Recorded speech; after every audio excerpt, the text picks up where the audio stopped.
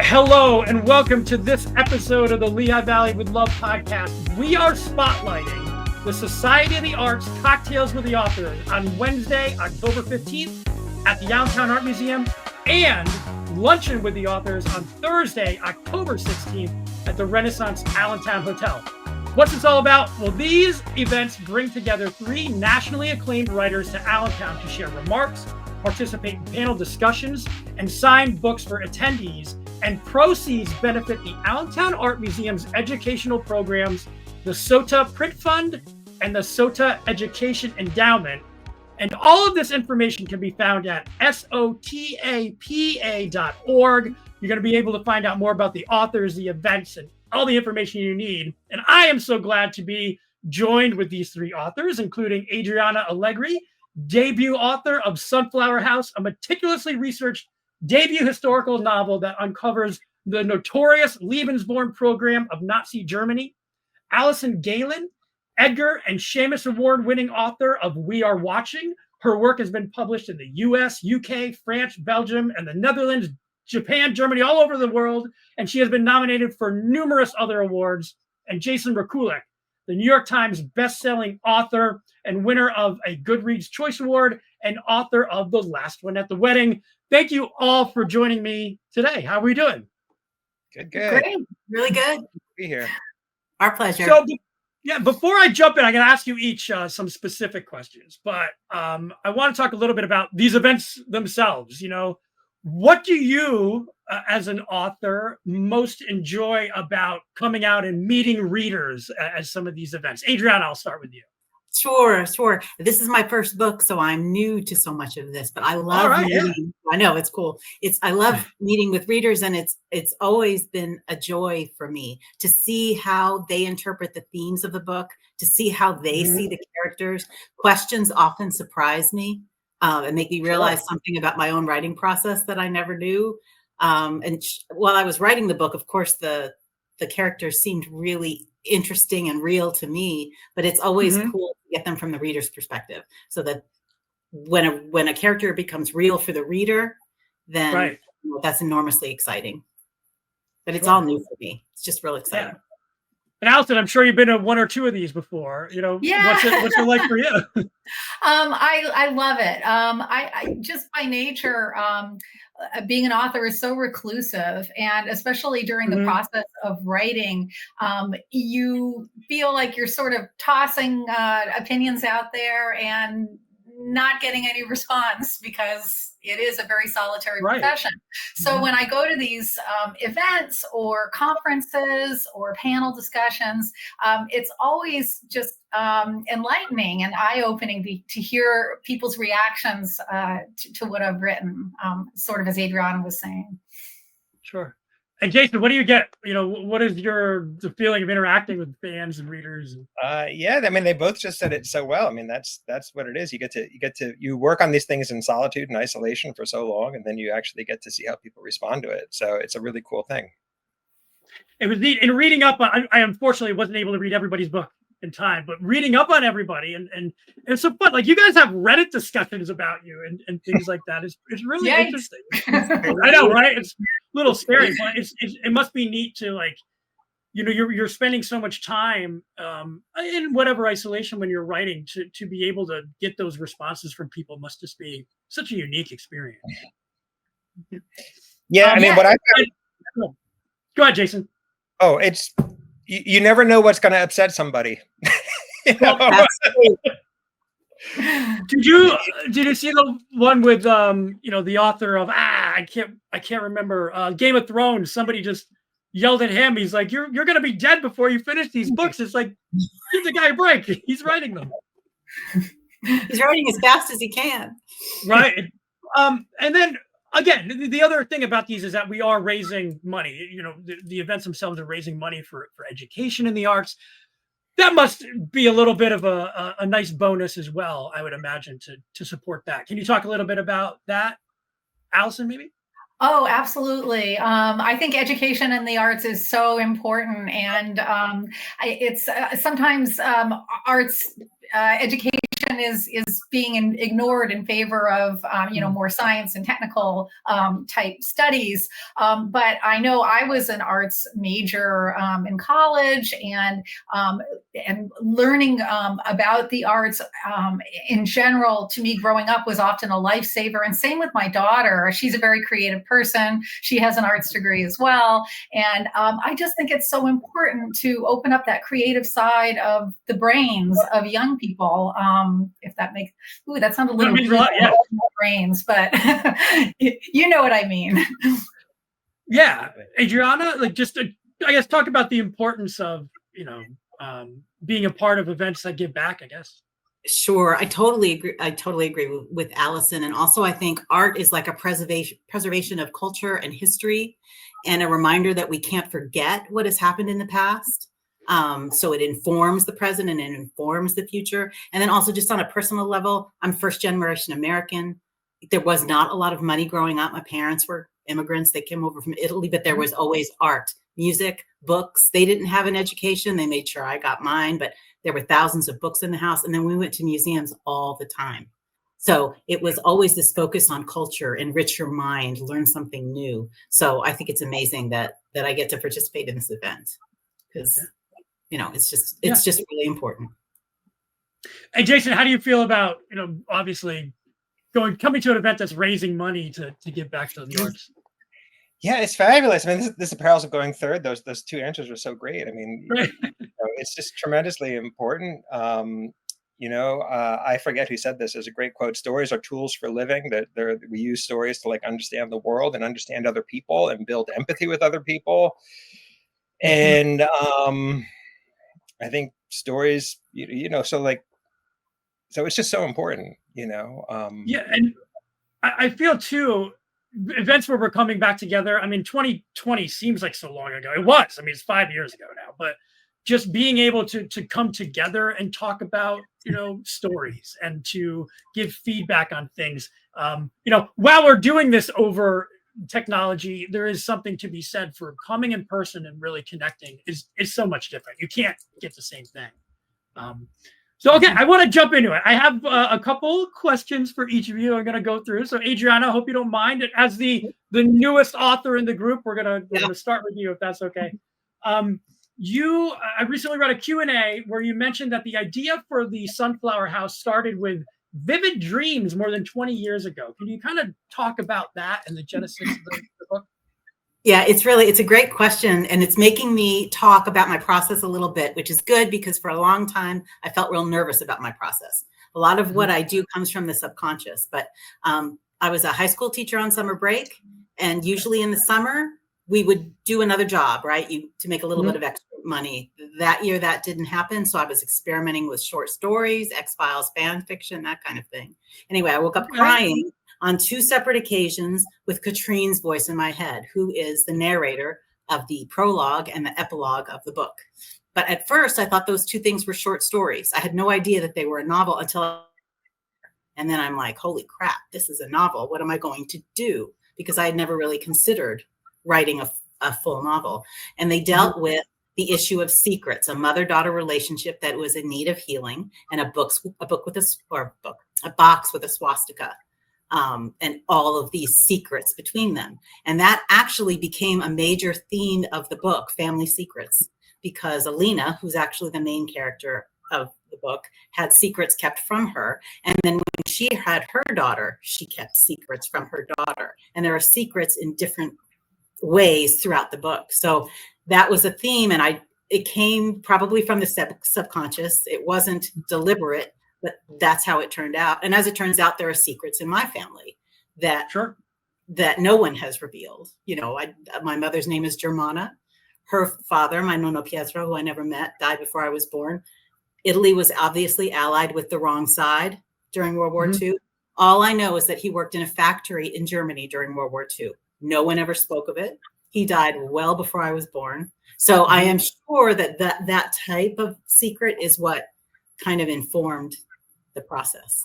But right, and I've said this a couple of times now. We said meticulously researched. That came up a few times. So can you talk a little bit about that? You're doing historical research as you're writing. Were there any difficulties there? or how did that come about? There was a lot of difficulty, particularly with this topic, which is the Lebensborn program, because Lebensborn program, because Himmler ordered that all of the records be destroyed when he knew that all was lost and that the war they were going to lose. So most of the records were destroyed. I pieced together what happened in this novel from what remained, which meant going to the Holocaust Museum in DC and spending time there and with books there. The most difficult thing, though, that I had to deal with was how these babies were treated. We were talking about baby factories in Nazi Germany that were designed to create the master race. So even though I have always loathed Hitler and Mussolini and fascism and Nazism, still I was very naive. I thought surely they would take care of these children, right? They're breeding them out, but no, because in any philosophy that's devoid of any humanity, children aren't really children, they're just building blocks. So it was very difficult to research, like on an emotional level, obviously. Right. And then I also wanted to make sure that anything I found in one book was corroborated by at least another source, so that I was fairly sure it was true. And then to keep the story moving and to make it a hopeful book, because in the end it's hopeful, it's about resistance. I decided that I wouldn't include everything. I wouldn't include every story I had found, because I mean, from a selfish perspective, I wanted the reader to keep reading and get to the hope part. If you lay it down so much with these horrible details, then it's easy to sink into despair, right? For both the reader and the writer. So and I'm sure those are hard decisions to make. Like, they are. And they went back and forth. But so to keep the story moving forward, what happened is there are 3 pivotal scenes, all dealing with how these children were treated, and that builds the case for Alina's resistance and for her trying to save the children. But that was the most difficult part, because they're children. Yeah, children are just all the amount, just the amount of work that goes in before you even put pen to paper. It's crazy to think about it. And Alison, I want to talk to you. I read a recent roundtable. Your book was described as a thriller about grief colliding with conspiracy theories. What made you want to explore how dangerous online groups can spill into real life? Well, I think the idea sort of came to me during the pandemic, when how everybody was so isolated, but still relating to each other online, and, how quickly things started to happen.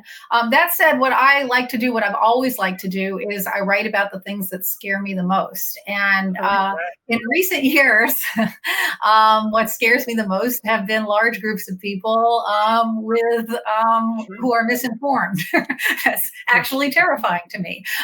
So I was thinking about it. I did a lot of research on conspiracy theorists, and how they really, they've always been around. There have always been, conspiracy theories, urban legends, etc. But these things pick up speed, and also a form of believability online when you see things in print, and when you see lots of other people with the same opinion as you.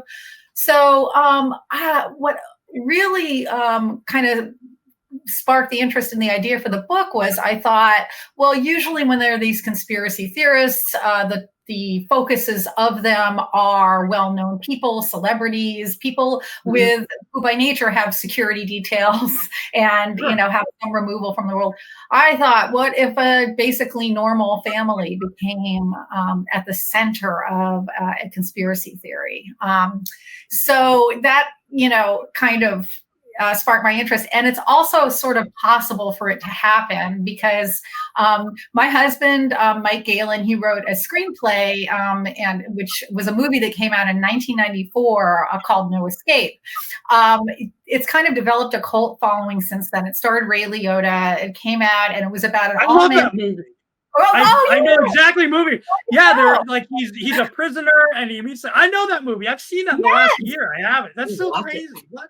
Yes. So strangely enough, this movie, it takes place in 2022, but it deals with the commercialization of prisons, which hadn't happened back then, but it's since happened. It also has a pivotal scene, army scene that takes place in Benghazi. All this stuff my husband had written before Benghazi happened, before 2022 happened, which weirdly enough was the year Ray Liotta died, all kinds of stuff. So my husband started sort of getting messages from people who thought, I don't know, maybe he's psychic or something. Because, should have ran with it. He's like, yes, I went back. So that kind of informed the book too, that it is very possible for people you don't know to develop opinions on you and feelings about you and attribute a power to you that you really don't have. And it's very easy for that to cross the line into being something dangerous and terrifying. And again, I like to write about things that scare me. So that really was what inspired the idea. Wow, I'm glad you like the movie. No, it blows my mind a little bit because I have to go back and watch it again. No, that's so interesting. You have won, the Edgar and Shamus Awards. Looking back, what lessons have you learned? I mean, I know that you were not writing necessarily to get an award. That's not the goal when you're writing. But when you get something like that, is there anything you kind of learn from it, or? Yes. Well, it's interesting because I was nominated for the Edgar, I think 3 times before I actually won the Edgar. So one thing I learned was to not expect to win and to put on my happy loser face, which I'm very familiar with at this point. But just in terms of writing the books that kind of connect with people in the genre that I write in, the genre is by its nature a little bit over the top. You're trying to, you're writing a thriller, you're trying to scare people. So in order to make it a visceral experience, in order to help the reader, get involved and believe the story you're telling, the most important thing, in my opinion, is to create believable characters with flaws, characters with real relationships, characters with some depth that are not, like cartoonish characters. That way the reader can get emotionally involved in the story. And I feel like with the books of mine that have actually won these awards, that's been true. They've been, the relationships between the characters have been very complicated, and the characters themselves I've tried to make very imperfect. They always tell you, create likable characters. To me, I think a lot of people maybe don't like my characters, but create likable characters. Right. To me, that means create compelling characters. And the only character that makes it, only thing that makes a character unlikable to me is if they're perfect, if they're flawless. So that's sort of what I think I've learned. Like, I feel like my most successful books have had the sort of deepest and most real characters. So I'm going to follow that up with, I just read a book that was like the opposite of that character. I read a Jack Reacher book. They're so fun. But as I'm reading it, I'm like, this guy's ridiculous. Like, none of this is but it's such funny. He's funny. It's such a fun read. Yeah. Yeah. And he's I don't know. I don't consider him like a cartoonish character. He's just like, another thing to make a character likable is to make them really, really good at what they do. And Jack Reacher defines that. He's really good at what he does. So, if you're talking about him or James Bond or somebody like that, then just literally forget everything I've said. Jason, you've been so patient. I appreciate it. Thank you so much. In an interview you had with Wicked Horror, you talked about like the structure of Deliverance and putting a big turn right at the midpoint. Could you just kind of talk a little bit about your approach to writing and suspense and what really gets you excited? Sure. Yeah, I'm surprised you see on that because most people don't remember Deliverance, but I like books that have structure. Like a book doesn't have to have an interesting structure, but I think I'm drawn to books that do have like unusual structures. Like I love anytime a book is set in like 24 hours, I'm always like drawn to that for some reason. And Deliverance has this great structure. Even if you haven't read the book, a lot of people know the movie because it's about this canoe trip that goes sideways. And it's a 3-day canoe trip. So there's a section before the trip. Then it's like Tuesday, Wednesday, Thursday, and then there's a section after the trip. And so it's got like this sort of 5-part, 5-act structure to it that this is totally writer geeking out stuff. But I just love that structure of that book. I think it works so well. And the most horrible thing in the book happens right in the middle. Like you can actually open the book to its exact center, and that's where the scene that everybody knows is. Yeah. Yep. And so as I started writing this book that on the surface sounds like a domestic suspense novel about a dad going to his daughter's wedding. I thought, well, wouldn't it be really fun if I just used the same structure as Deliverance, So, I mean, nobody picks up on it, but I even wanted to have the exact same like section titles that Deliverance had. My editor's like, no one is going to remember what you're talking about. Right. You have your own section titles.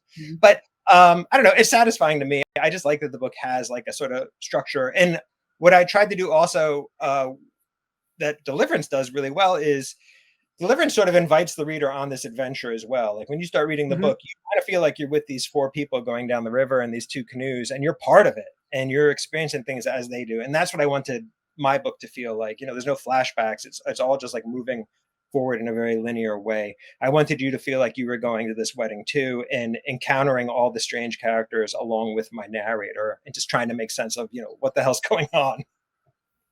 Right. And it's so interesting. And you also have a publishing background, which is I want to talk a little bit about that because it kind of allows you to think about books and have more of maybe an insider perspective than somebody who maybe hasn't had that experience. Can you talk a little bit about that? How does it influence you? Does it influence you in your writing at all, or? Yeah, I mean, it does. I mean, it's funny. It's funny that you use the word insider perspective, because it's also kind of like in a way, it's kind of an outsider perspective. I think a lot of writers approach the work from the inside out. They begin with this thing and they start writing it and they're building it, and they're never stopping to think about when it gets out in the world, how are others going to like see it, and how do you, and that is one thing that working in publishing teaches you pretty quickly. Like you learn how to sell a lot of books, and you learn how to talk about books, and you learn about how like pitches work and how to get booksellers excited about something. So, I'm in a situation where like I'm always sort of cognizant of like, what am I trying to make this, and how am I going to get people interested in it? So, an example would be like one thing I do early on is before I get too deep in a book, I sort of write like the jacket copy for what I think, what the book is promising, one of my pet peeves is jacket copy that gives away the whole book. Well, sure. Yeah.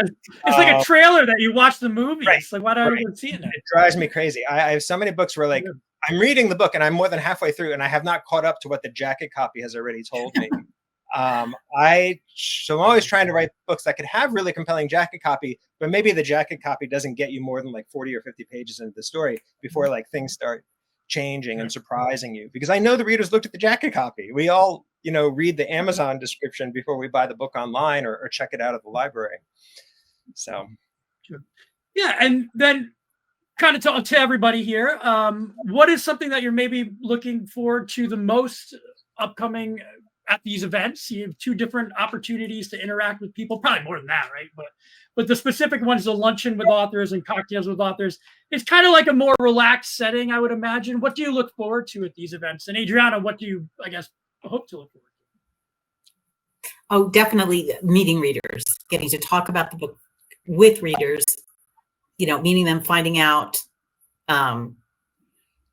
what they think about the book, but also meeting with other authors and being able to hear your stories, Jason's story, Alison's story, because Alison, I think you said at the beginning that it is a very solitary thing as a writer. So it's great to meet with other writers and talk about the craft and talk about. Yeah. I guess you don't think about that. It's not like you guys are all hanging out at the same coffee shop. No. It's like you probably don't get together often either. So I would imagine trading ideas and stuff must be interesting. No, it's great because you get to talk. You have problems that nobody else understands. Like whatever your work problems are, like none of your neighbors have this, so you have to meet another writer to say, does your editor ever do this? And they're the only people who understand it. And before I let you go, I just thought of this because I'm curious. We talked about Jack Reacher. Who are you guys reading currently? I want to can you give me an author maybe I should check out? Well, Alison, go ahead. I'm currently reading El Dorado Road by Megan Abbott. She's a friend, but she's also a tremendous author. I've read all of her books. El Dorado Drive. Why did I say road?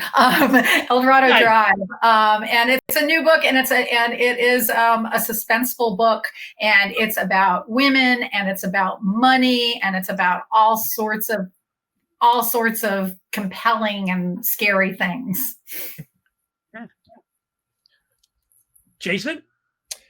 I just finished a book, and I'm embarrassed. I can't remember the author's name, but I just finished it last week, and I was reading it on vacation, and 1, 2, 3 other people in my family also read it. Like it was the book that was getting passed around because it was pretty short and pretty quick. Mm-hmm. There's a nonfiction book called Our Marriage at Sea. It's about a true story. There was a couple in 1971. They were going to sail around the world, husband and wife, and their boat, a whale breached under their boat. Just out of the blue. They're in the middle of the Pacific Ocean. Whale comes up, pokes a hole in their boat. They end up on a life raft. This happened in like 1972. So like I was like barely alive. So I don't remember hearing about this people, but they survived on a life raft for 117 days. And what's neat about the book is that it's not like a traditional survival story. It's talking more about what is it about their relationship, this husband and wife. How did they, how do you get through anything with like your spouse? You know, right. Not shipwreck, but let like alone lost at sea. How there are two personalities, in extremely close quarters. All you're doing is looking at this person for 117 days, and you have nothing else around you except this expanse of sea. And like, what was it about the relationship and the marriage that allowed them both to survive this? I thought it was fascinating. Really, really interesting book. Awesome. Really, I will look that up. A neat take on that kind of survival story. All right. And Adriana, do you have one? Sure. Well, actually, I read a lot of historical fiction. So 2 authors, Madeline Martin, as well as Bryn Turnbull. A lot of their books take place during World War II. Next up for me is a book by Shelley Sanders called The Night Sparrow, and it's about female sharpshooters during World War II. I have not started it yet, but it's next up, and I'm really excited because I love her work. Shelley's incredible. You guys have like all the stuff that you're talking about is so exciting, like the subjects and everything. I'm genuinely interested in picking up all your books and taking a look. Like it's really is, and reading and researching and just all the thriller stuff. I love it. It's fun. So we're looking forward to having you guys in Allentown. We're so happy. I mean, where are you guys in the world? I should have started that when I asked. But Adriana, where are you at? I'm in Arizona right now. Oh my goodness. I've lived in New Jersey, now Arizona. Okay. I'm in Woodstock, New York. Oh, yeah. That's great. I'm in Philadelphia, so I think I might have the shortest commute to the festival. Yeah. Oh, that's great. No, and we're looking forward to it. It's so great. Downtown Allentown's doing wonderful. We're always a big fan of the Allentown Art Museum and, of course, the Society of the Arts. So, Adriana, Alison, and Jason, thank you so much for spending some time with us. This is just a little bit of taste of some of the amazing, conversations and more that you can find at the Luncheon with the Authors and Cocktail with the Authors. To get more information for both of these events, please visit SOTAPA.org. We have all the links in our show notes. Thank you to our sponsors, and thank you to these amazing authors for taking some time out to speak with us. We appreciate it. Talk to you soon. Thanks, Thank you.